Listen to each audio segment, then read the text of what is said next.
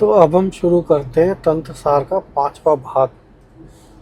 पिछले 2 भागों में हमने शांभव उपाय की भूमि देखी थी, वह मार्ग जहाँ बिना किसी विचार प्रक्रिया के इच्छा शक्ति की भूमि से अखंड स्वरूप एक क्षण में उदित हो जाता है, जहाँ विश्व चैतन्य दर्पण का प्रतिबिंब और परावाणी का वर्ण विमर्श बनकर अपने ही भीतर पहचान लिया जाता है।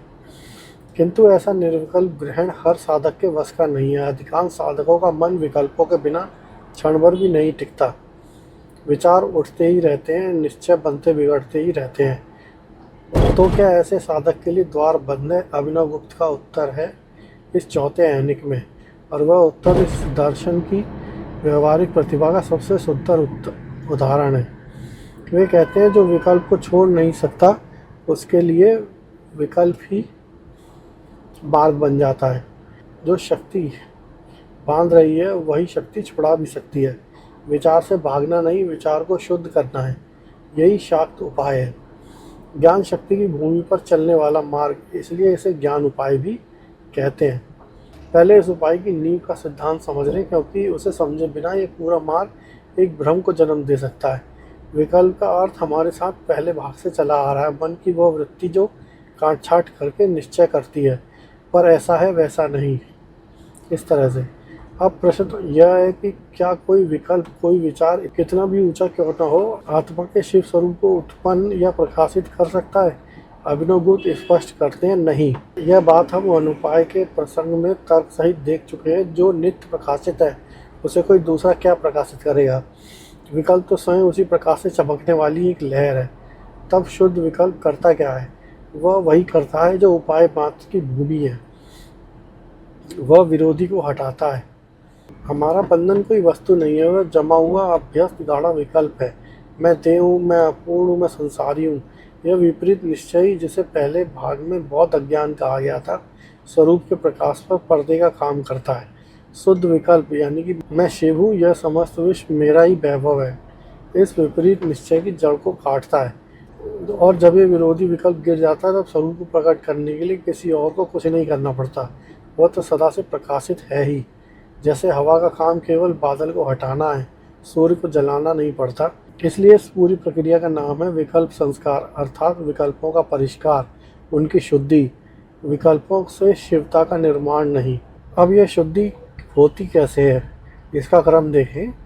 साधक जब पहली बार गुरु या शास्त्र से यह वाक्य सुनता है कि तू ही शिव है, तो उसके भीतर एक निश्चय जन्म लेता है, पर वह निश्चय धुंधला होता है, अस्पष्ट होता है। पुराने संस्कार उस पर तुरंत धूल डाल देते हैं।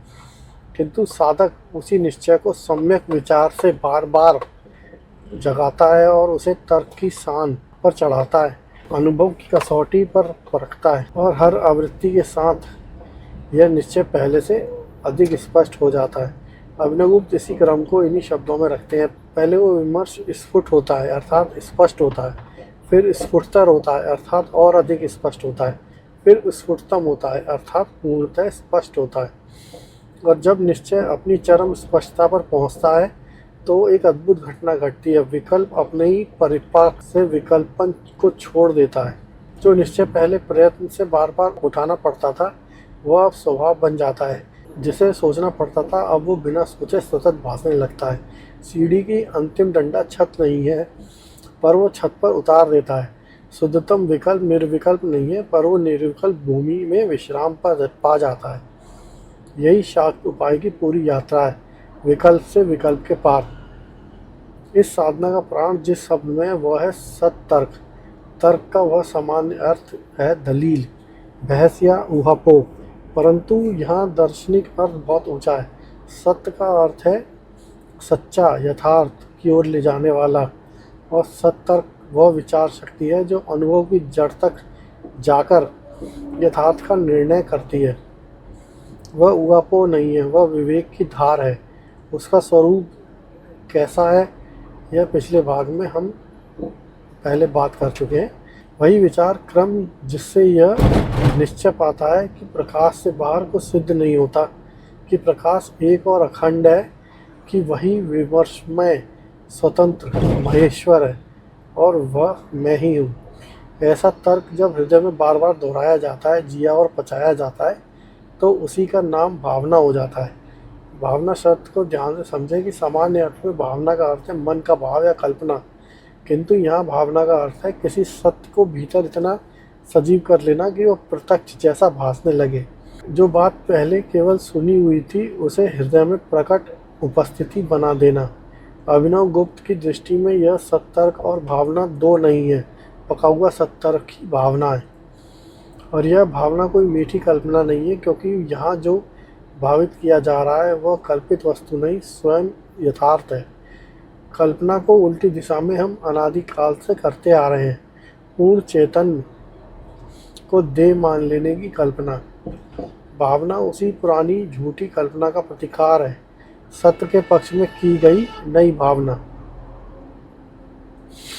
यहाँ यह भी समझ लेना चाहिए कि विकल्प की शुद्धि का दांव इतना बड़ा क्यों है।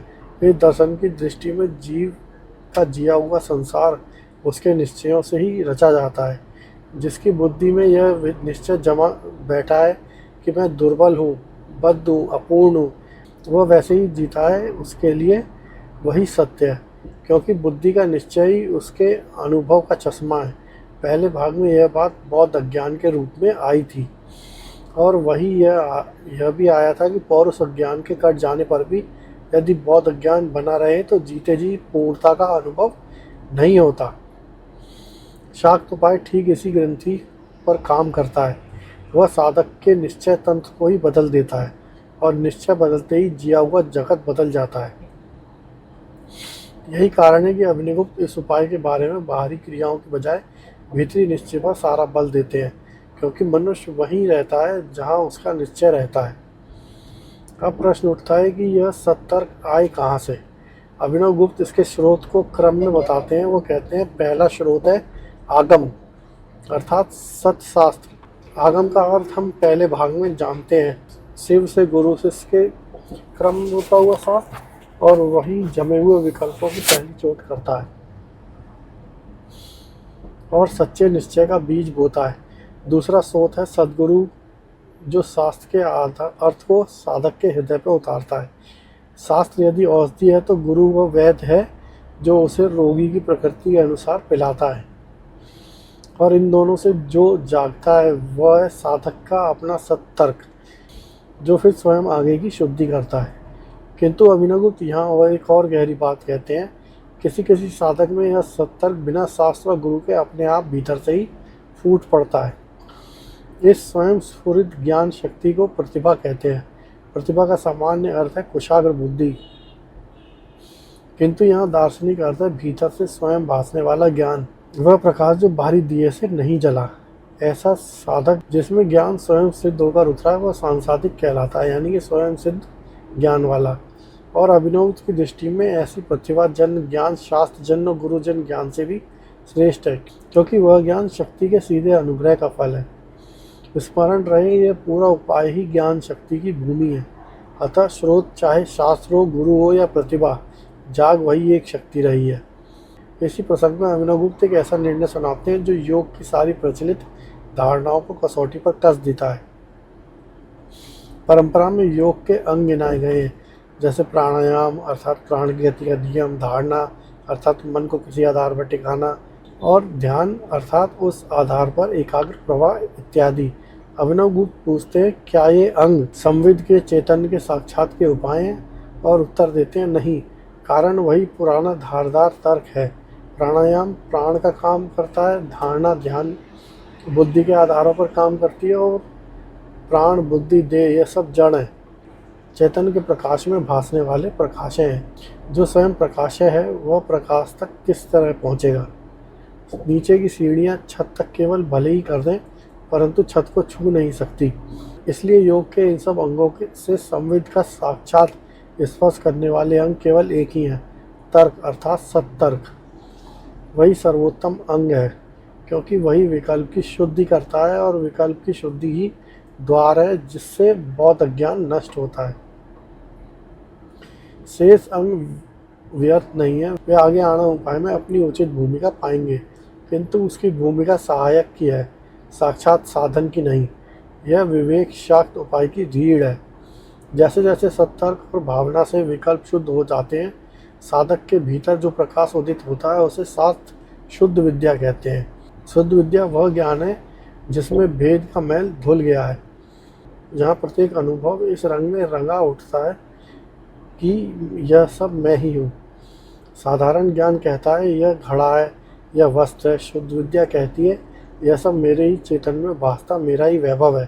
पहले यह विमर्श कभी कभी कौंधता है, फिर बार बार, फिर सतत, और अपनी पराकाष्ठा पर यह ऐसा धधक उठता है साधक का पूरा अनुभव जगत उसी अग्नि में एक रस हो जाता है। ग्रंथ की भाषा में यह ज्ञान की वह अग्नि है जिससे समस्त भेदभाव ईंधन बन के स्वाहा हो जाते हैं और केवल भैरव रूप शेष रहता है।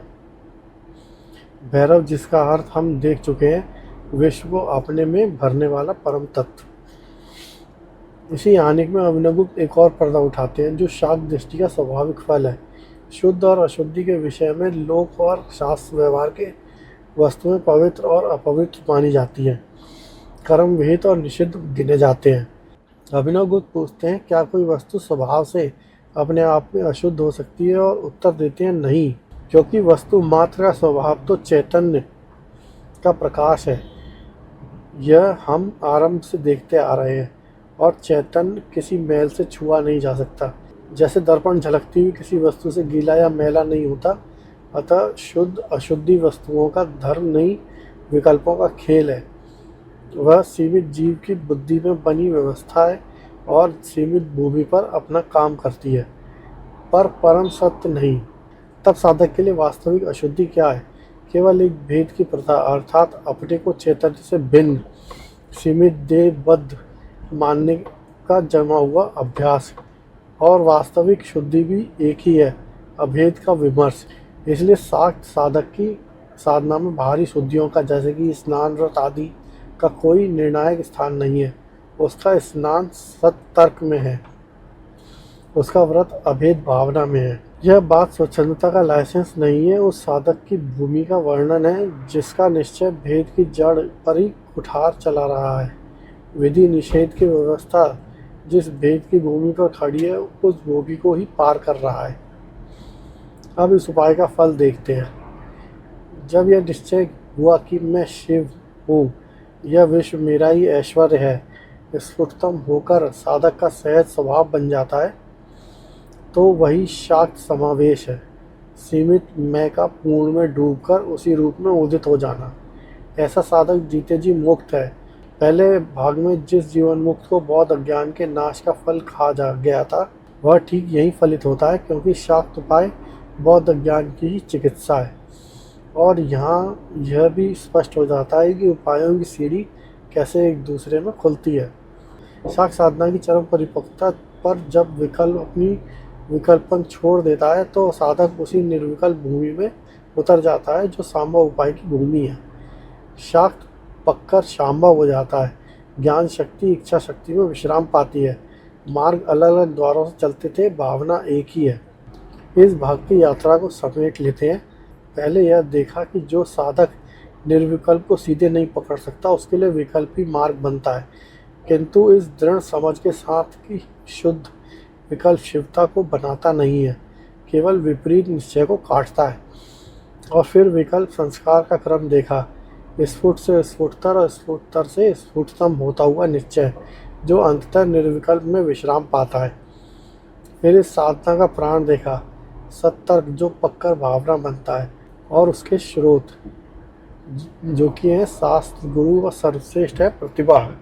और यह निर्णय की योग के सब अंगों में केवल तर्क ही संविद का साक्षात उपाय है। और फिर शुद्ध विद्या का उदय और ज्ञान अग्नि में भेद का दहन देखा। शुद्धि अशुद्धि की वास्तविक परखी की। एकमात्र अशुद्धि भेद बुद्धि है।